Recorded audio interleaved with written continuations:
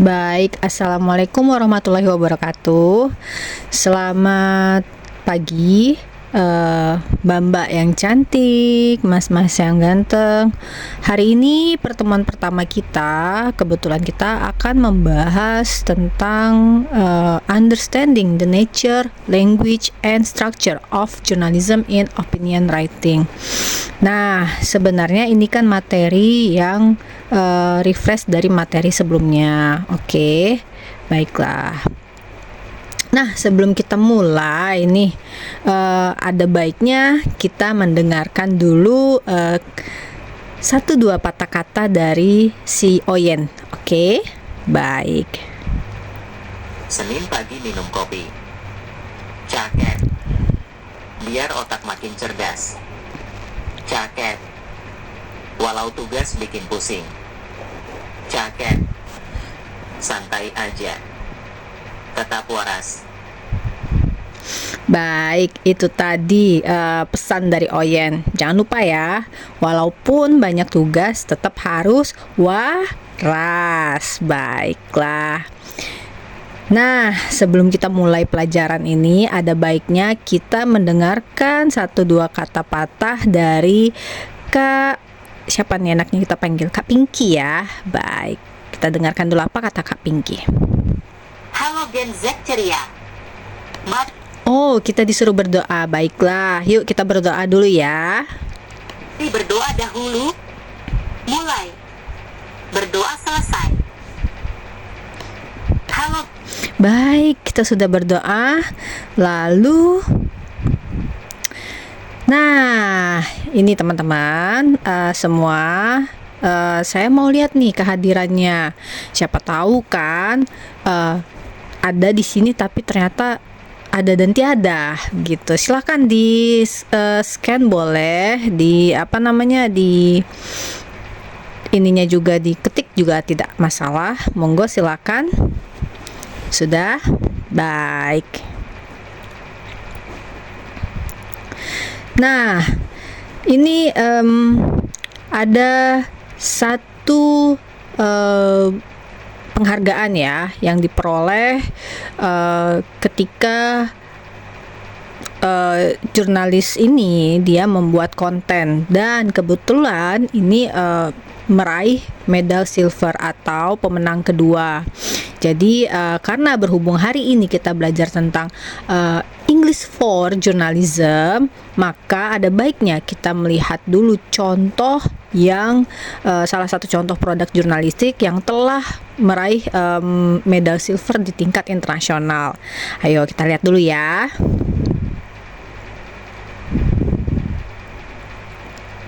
Ini sebenarnya ada linknya ya, tapi kita buka di sini saja.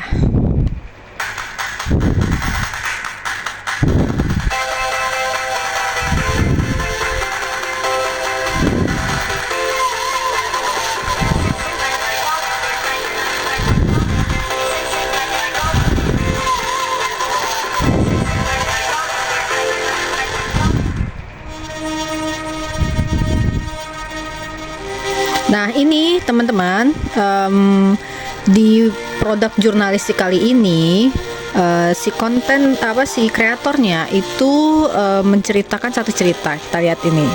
Dia menceritakan tentang kilas balik yang ada di Tainan khususnya ya. Tainan itu adalah salah satu kota yang paling katakanlah ancient, itu kuno dan menyimpan banyak sejarah. Jadi dia mengcover informasi ini semua ke dalam sebuah konten. Jadi gini ya ceritanya, itu ada tempat-tempat bersejarah, ada juga tempat-tempat yang bisa dijadikan untuk istirahat keluarga. Nah, ini ada informasi yang lain nih, keyword ya. Coba diingat-ingat nanti informasinya ya, ada informasi apa saja ya. Wah, ini juga nih terakreditasi ya, terakreditasi AACB ya. Ini looks-nya tuh ada juga informasi tentang looks depannya NCKU, dan ini adalah ini tentang beasiswa ya teman-teman. Ya, banyak ya beasiswanya. Tuh, ini adalah salah satu konten yang informatif ya. Produk jurnalistik yang sangat informatif. Baik. Ada masih panjang ya. Ada berapa? Coba teman-teman mungkin ada yang sudah menghitung ada berapa. Nah, terus ini menceritakan kalau misalnya ternyata studentnya dari mana-mana. Nah, ini adalah student-studentnya, dan nah ini juga informasi ya, informasi terkait ternyata manajemen itu apa saja. Nah, ini student dari, kalau mendengar bahasanya coba ya, nanti saya tanyakan ya. Nah, ini bagian lain dari National Cheng Kung University. Ini juga masih termasuk National Cheng Kung University. Ini salah satu kegiatan dari mahasiswa. Nah, ini adalah salah satu studentnya. Nah, dilihat ya captionnya ya, karena kita belajar tentang English for Journalism.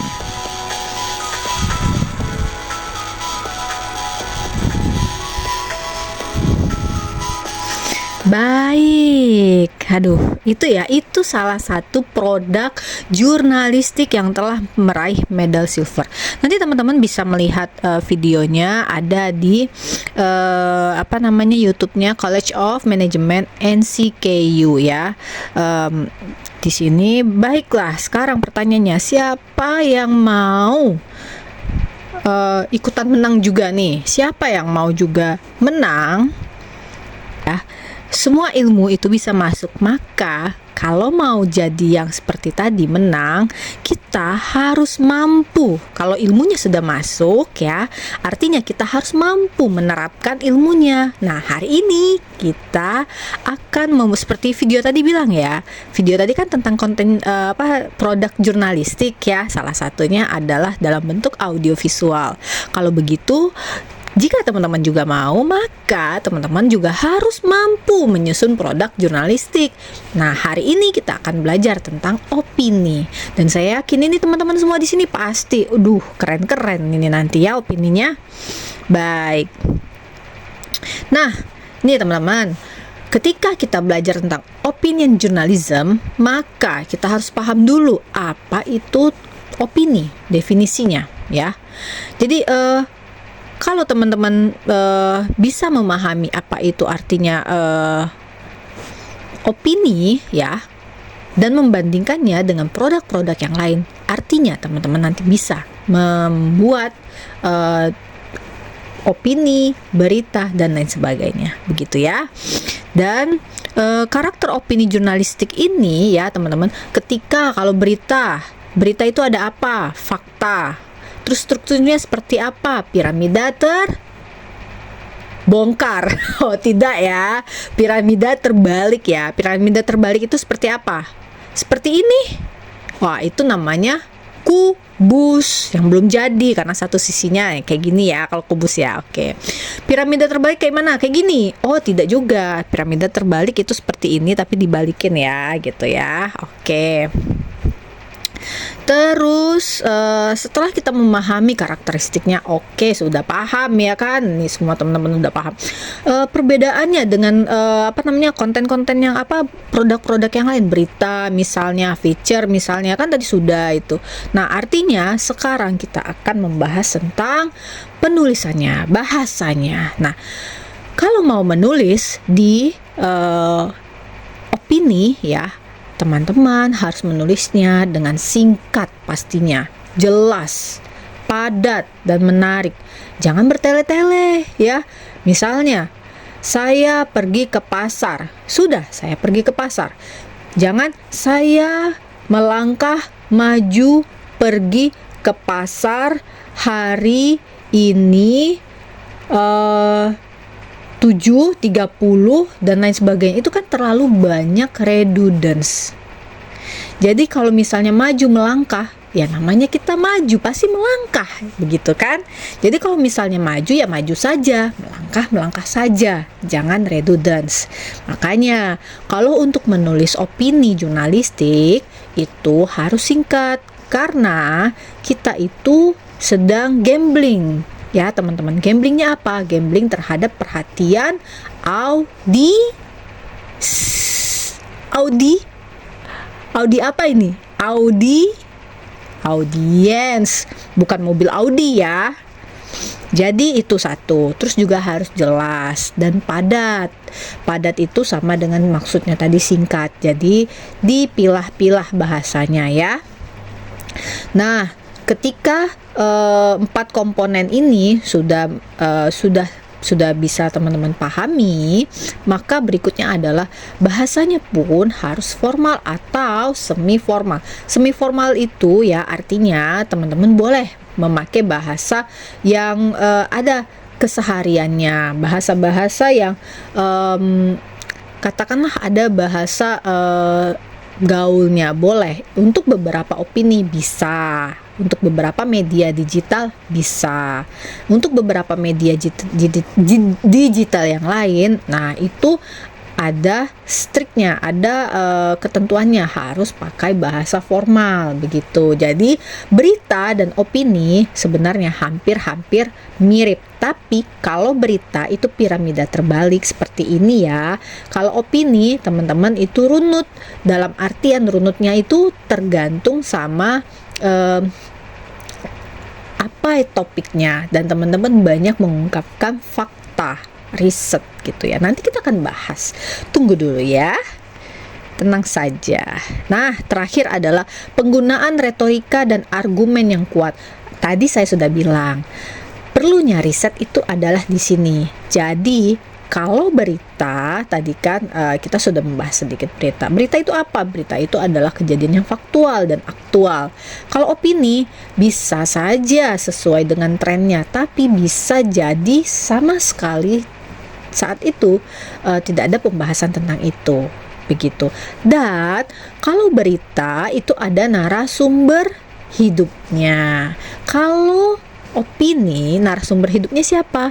Penulisnya, gitu ya teman-teman. Baik. Nah, tadi sudah dibahas kalau bahasanya harus menarik. Dan apa tadi yang terakhir selain bahasa? Coba kita lihat lagi. Selain bahasa tadi penggunaan retorika dan argumen yang kuat, maka di judulnya itu haruslah provokatif ya. Jangan lupa di dalam opini juga ada lead ya. Leadnya karena kita ini gambling menarik, kita kan maunya ada yang membaca. Ketika ada yang membaca berarti orang yang membaca itu harus tertarik dulu dong sama tulisan kita. Kalau tidak bagaimana mereka mau membaca, begitu kan? Makanya ketika menulis judul jangan clickbait ya. Bedakan clickbait ya dengan menarik dan provokatif ya. Lebih berisi informatif, bukan yang sensasional. Oke? Nah, kalau untuk body itu sama dengan berita. Kalau berita ada 5W1H. Body untuk opini juga ada 5W1H. Nah, kesimpulannya juga harus berdampak, begitu ya. Nah, ini sudah kita bahas. 5W1H itu ada what, who, where, when, why, and how. Iya, pinter. Oke, yuk. Nah, ini masuk. Jadi teman-teman bisa masuk lewat lewat barcode ini. Nah, saya buka barcode-nya. Oke. Atau boleh lewat teman-teman tinggal klik aja playkahoot.id ya, ini atau linknya ini. Oke. Sudah? Oke, ya sudah ada yang masuk. Baiklah. Oh, sudah 1, 2, 3, 4, 5. Oke, sudah datang semua. Oke, baik. Kita mulai ya. Oke, kita mulai ya. Oke. Iya, apa jawabannya? Yang mana?